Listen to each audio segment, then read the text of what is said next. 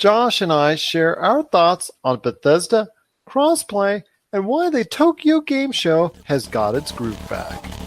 All this and more on this episode of the Game Source Podcast.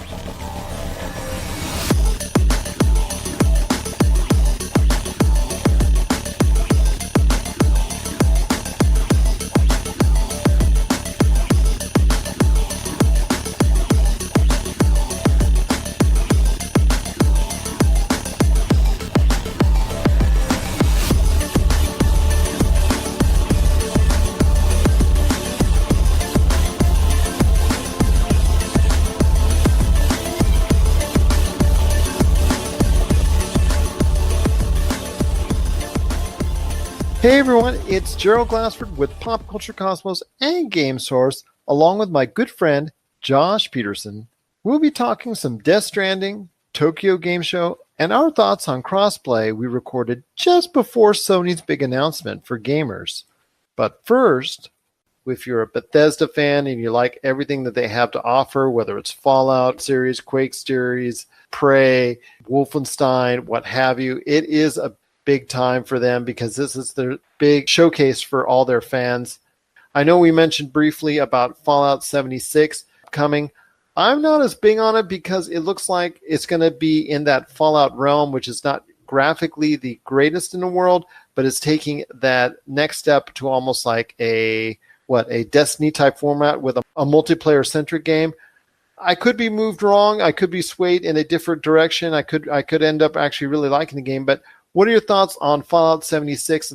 I am interested in Fallout 76, and I'm not. It looks like a very ambitious game. It also looks like one of those games where the possibilities for trolling are nearly infinite. Just the fact that you can go out and buy, or you can go look for pieces or remotes or whatever to the missile silos. So you spend all this time building your base, you and your buddies, and then it can just get blown up. Or you can have somebody else who's on the map also building a base just come over and start attacking you at any minute. So it looks like it could be fun, and I don't know like what the dynamics would be of playing it by yourself, but it looks like the trolling possibilities are infinite. And I know they showed some footage of Doom Eternal, kind of dug into that a little bit. You know, we talked about Doom the other day. I'm still not sold on it. It's fun to play. It's like a mindless game. It's fun to play, but there's not a lot of story, and I'm still, because Bethesda is known so much for story-driven games, it's almost like I'm expecting more from it. I would like less like hordes of people coming at me and more of an in-depth story for whatever depth a story like Doom can reach. You're right. And well, when it comes to Doom, I'm still way back when, like I said, my fondest thoughts of the Doom series still come from the 90s. Yes, I did play a little bit of the updated, rebooted Doom, and Doom Eternal coming. I probably will have my hands on that at some point in time. Is it something I'm really clamoring to? We'll have to wait and see. It did look good, what I saw that was played so far. I really liked what was shown off. But am I in love with it? No, it's not a gotta-get game for me right now, but it is something that I am keeping on my radar because of the Doom history, because of the Doom factor, and I still just warms my heart even when somebody even just mentions the word Doom from all the great memories I have way back when. When it comes to Quake Champions, it was nice to see that they are actually finalizing the fact that it is going to forever now be a free-to-play game. I thought that was a great thing for the game and also the fans itself to just identify it as, hey, we're no longer going to be trying to think about charging it at one price. It's going to be a free-to-play game. We gave it a trial as a free-to-play game, and it seems to be going well. And from this point forward, we're going to be going ahead and keeping it as a free-to-play game.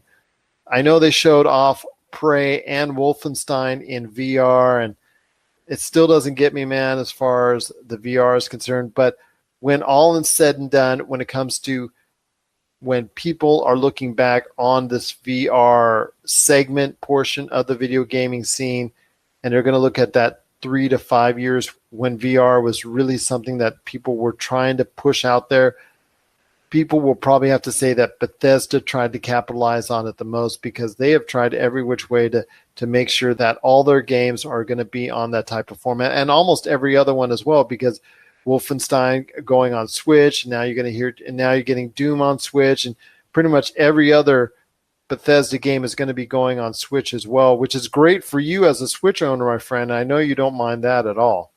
The thing is, these Bethesda games are meant to be played on a big screen, so how they're going to translate to the Switch would be interesting. I did buy Skyrim, and there are parts that, it's fun. I love having this big console experience in the palm of my hands, but it's, there's some parts like you really got to adjust the brightness for some games, like when you're dungeon crawling in Skyrim. It's really hard to see when there's like a reflection on the screen, so you got to up the brightness and do all that stuff. But I mean, it's still fun, and I would love to see them push more things. I would love to have Prey on the Nintendo Switch. Like, that would be something I'd definitely be interested in playing. As far as VR goes, I do love their dedication to the platform. I haven't heard great things about VR.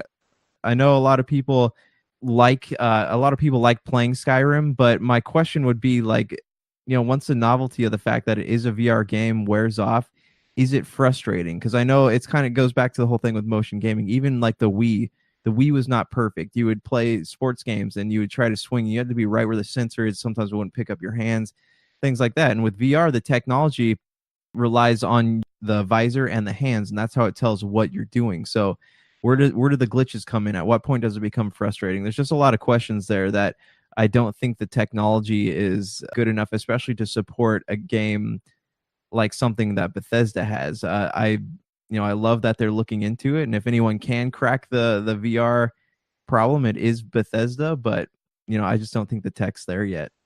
One thing that we didn't mention so far that I think is getting left out by a lot of people, and that is Rage 2. What are your thoughts on Rage 2? I know we got some more video of it this weekend at QuakeCon, and I'm not sure that it's still a hard sell for everybody out there, because Rage in itself was something that was heavily pushed, heavily promoted, and didn't get quite the payoff as far as sales or the actual game structure itself. So now they're trying to push a Rage 2 on us with saying, hey, it's going to be better this time around. Do you think in your heart, when you watch the video and watch the footage of Rage 2, that it is going to be something that it's going to be a lot better this time around?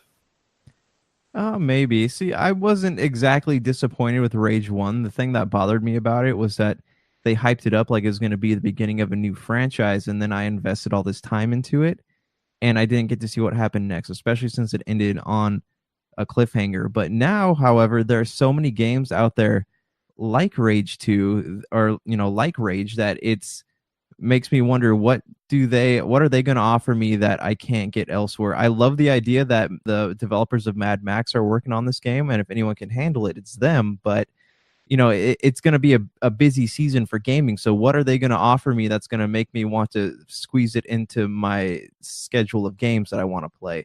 So far, I haven't seen anything that really impresses me that much. I want a story. Like, I don't want to just go out into the wastelands and just, shoot up mutants and crazy people and all that. If I wanted to do that, I would just play Borderlands again. So what's going to be in this game that's going to make me want to play? What's the hook? And I just haven't been hooked yet. And I think the most important thing, that Bethesda is really behind the concept of crossplay. In talking about the games that are coming out for them, including Elder Scrolls Legends, and I'm sure also as well Fallout 76 as well coming up. But I think it was focused more on the Elder Scrolls Legends, which is coming to pretty much all the platforms that are out there. They stated that, quote, "We cannot have a game that works one way across everywhere else except for on this one thing. We can't be talking about one version of Legends where you take your progress with you, and another version where you stay within the ecosystem or it's walled off from everything else. That is counter to what the game has been about," end quote. So I'm telling you right now, they are very serious about pushing the issue when it comes to crossplay. The game in question, The Elder Scrolls Legends, which is going to be something that you're going to be able to play across all the platforms, including your mobile, and take your progress over to any single platform that you have.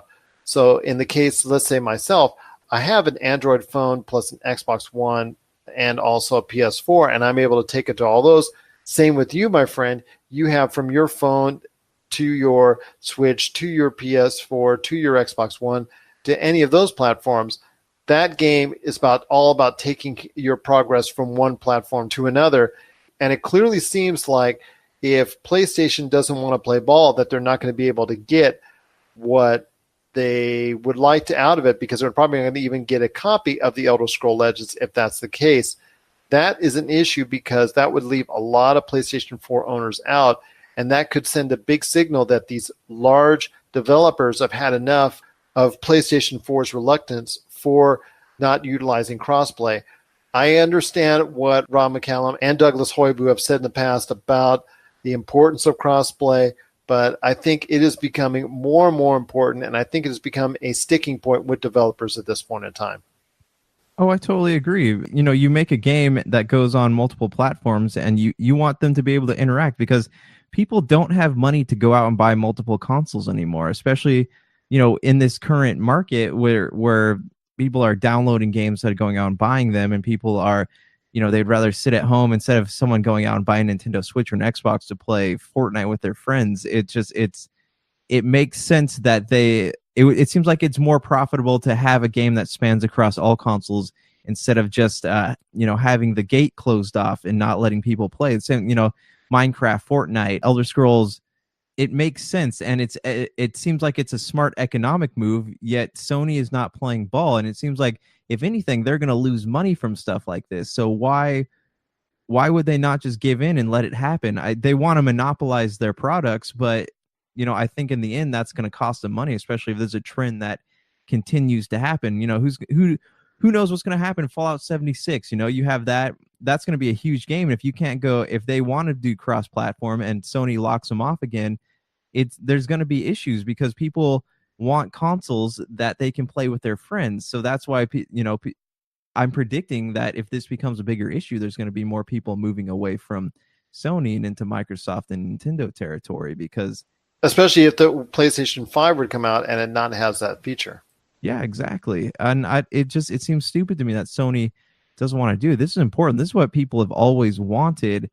And it seems like Sony wants to have such a tight hold on the market that they believe that locking off cross-platform play is going to sell more consoles or games or whatever, but it doesn't. And there are, as far as like people that I've talked to, I know more people with Xboxes than I do PlayStation. So it's a really weird thing. And the gamer community, is fickle and angry and, as mean as they are, they have all come together over this issue. And if that's happening, this is like the people of Middle Earth all uniting to fight Sauron. This is something like, if this is happening, then it's probably something that you should be paying attention to. It's not 1988. It's not 1998. It's not 2008. It is 2018. I understand Sony and PlayStation have constantly tried to make the excuse that there's platform issues, that there's technical issues. No, don't give me that. It's 2018. And if a system let's be honest, as technically inferior as the Nintendo Switch is, comparatively speaking, to the Xbox One or the PlayStation 4, if that can do crossplay, if they get it, if a Nintendo, which has been backwards in their thinking about online, is in league with Xbox One and they're having a love fest and they can go ahead and do crossplay and all that, and PlayStation 4 doesn't want to play ball or step up to the plate, that to me is truly wrong. It's 2018. You can't deal with this anymore. You can't think of these old things in the past. You've got to have a system that's going to be able to be adaptable and have the crossplay to play with your friends, because it's just what people want to do now these days. There are more and more people that are clamoring for it. And it just so happens that, yes, the PlayStation 4 is still the biggest boy on the block right now as far as sales are concerned. But with Nintendo and Xbox aligning themselves and making them available for crossplay, it just makes it that much more attractive. And with PlayStation 4, it could be an issue where, yeah, your sales are pretty much done for now. And as far as this cycle is concerned, you're going to get maybe another 5, 10, maybe 15 million more. But you've got something coming up around the corner, which you've said is going to be even better than what you had before. And if you want to really sell it to a large audience and have the same goodwill that you did at the beginning of the PlayStation 4 cycle, then you better take the steps to do it, because crossplay is a reality whether you like it or not. And there's a lot of people that really want to be able to go ahead with play with their friends on any console across any platform. And when it comes to the PlayStation 4 itself, it's just the fact that, hey, it's 2018, and there should be no excuse why you can't do it, because it just makes your system more attractive, and people are going to choose your system based off of the games that you have that are exclusive to it. I'm not going to really choose a Nintendo Switch or an Xbox One because I can do either which one in crossplay and not choose a PlayStation 4 if it has crossplay as well. I'm going to choose a system that has the best games to my taste.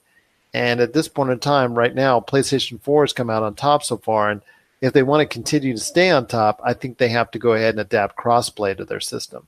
Yeah, I agree. It's time. Break down the walls, bring the gamers together.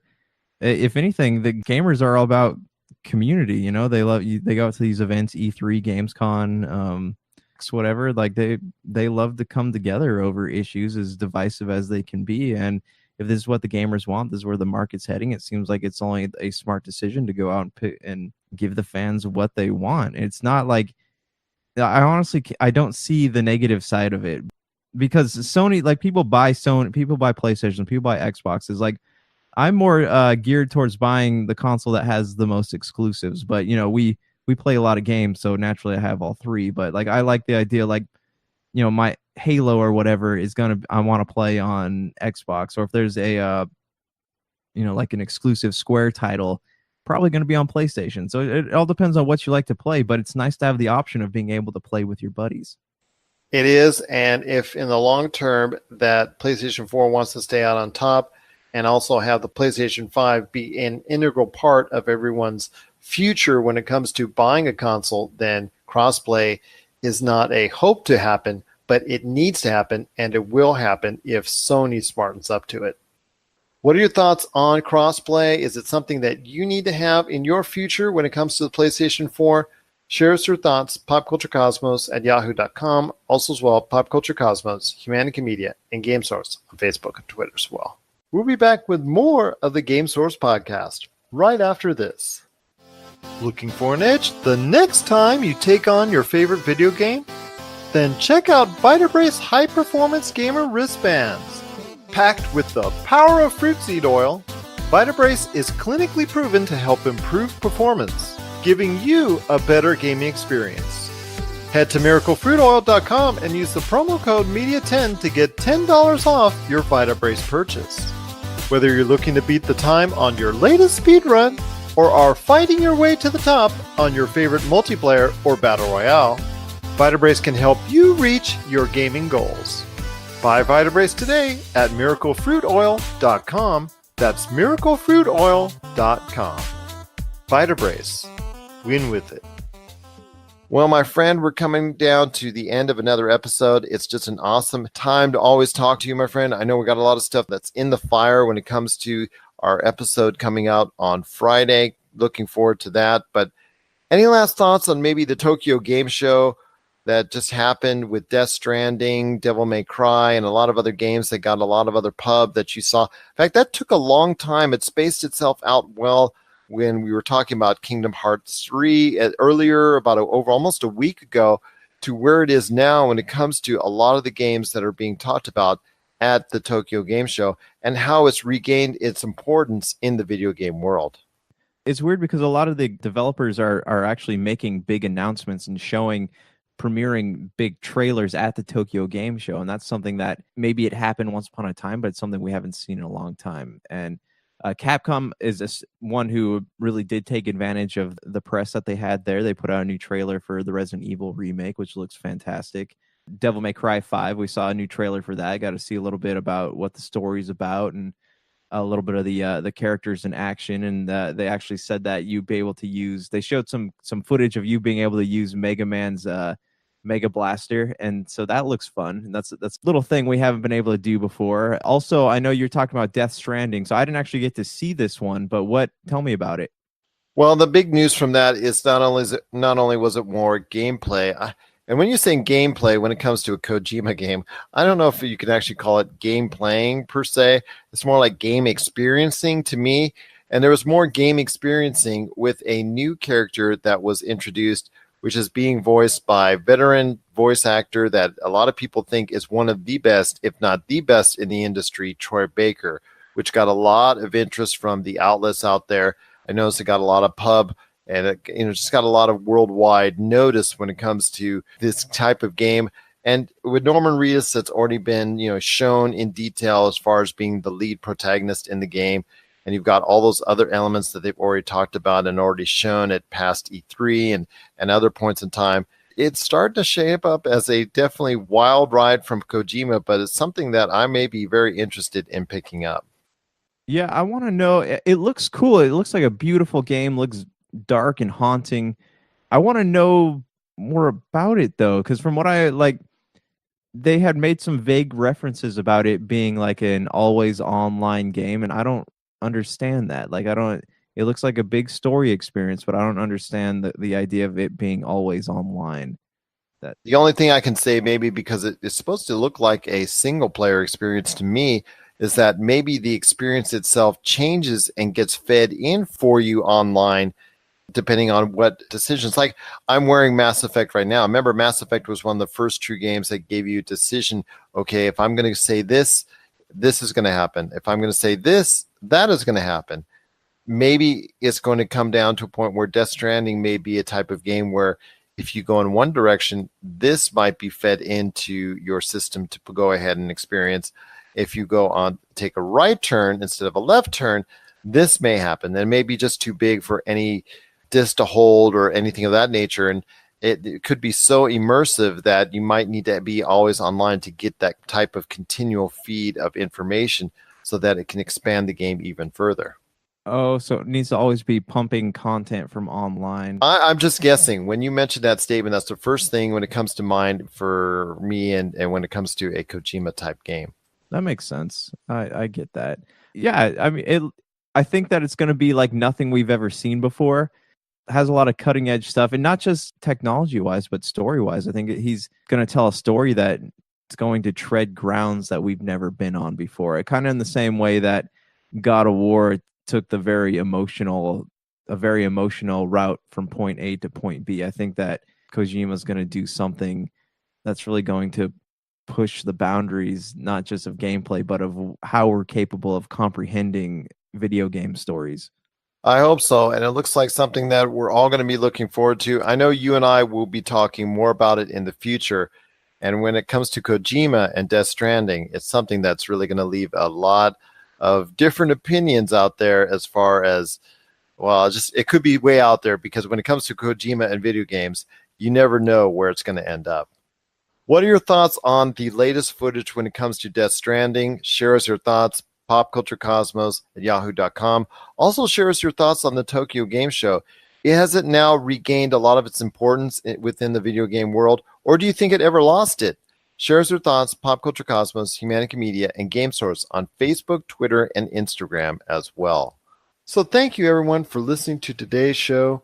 Be sure to listen in on Friday's PCC Multiverse, where we'll talk about Sony caving in to people with thoughts like ours on today's show, like we had on Crossplay. We're also going to talk VR and so much more, so stay tuned for that.